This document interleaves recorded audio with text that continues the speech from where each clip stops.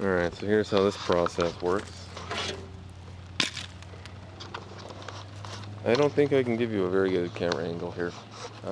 Maybe from over here.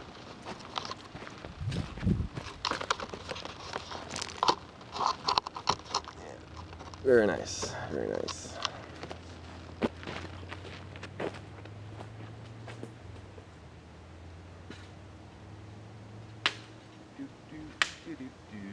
It's all on the wrist. You cut them on the crosses and then you cut half as many times.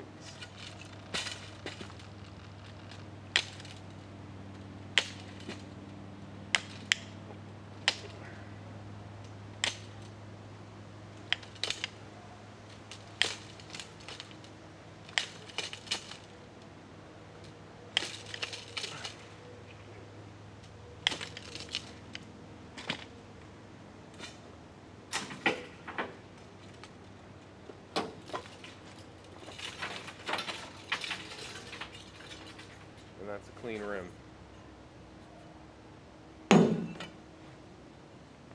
I'm not a gymnast, I'm a scrapper, but that's clean aluminum.